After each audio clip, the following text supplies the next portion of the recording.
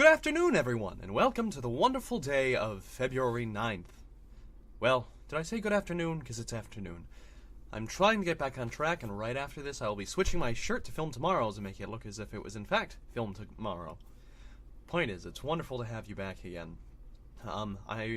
Since I am looking at the same events over one day, I'll be doing my new segment, the one that we've had one segment of, tomorrow, which I'm filming today, but will be presented tomorrow. So until then, here is for the afternoon of February 9th.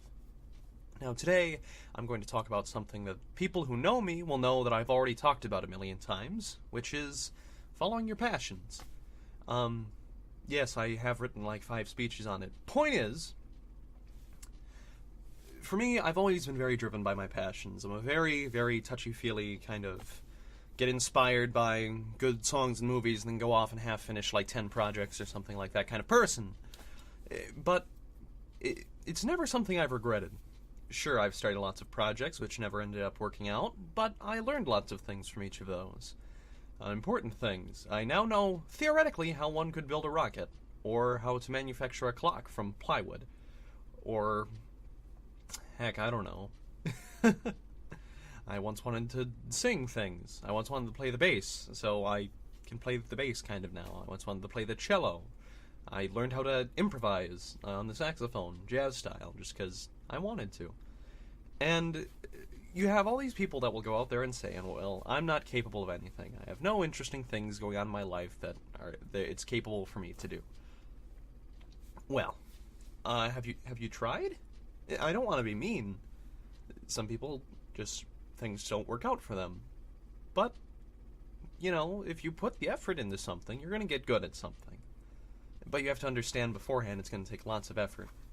But I've always found, once I've put in that effort on those projects which have worked out, it's then an insanely enjoyable experience to be good at something. And then to see what you can do with it, to play around with it, to toy with it. And, you know, people so often get focused on what's going on at work, what's going on at school, and they say, I can devote myself to nothing besides this paper for the rest of my life. Well, it's good to be academically successful, and if that's what your interest is, your hobby is, good. Follow that 100%. But take some time, I'd say, to explore some things, to do something interesting, whether that be you audition for a local show, or you start going to concerts or something like that, or something that doesn't require money. Learning how to build a mechanical clock. Because it's just something, in my mind, that makes life a little bit more enjoyable.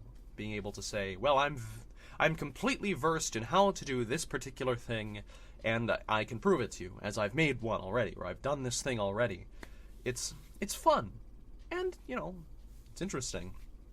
If you're interested in maybe getting on the dating scene, there's never anything interesting more than being like, oh yes, well, you see, I'm versed in seven languages, and I can play 3 instruments. It doesn't matter if 2 of those are the kazoo and the piccolo, because the piccolo is actually complicated. The kazoo is...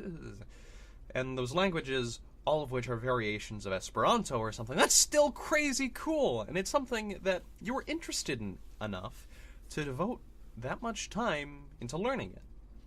And on the other end of it, it's really good to be able to do that many things, to be able to be so capable, to have these interesting little intricate understandings of one particular thing or one particular skill. And oftentimes there will be a lot of crossover. I did theater for 5 years, for example. I did longer than that, but I did theater at my high school, at middle school, for 5 years.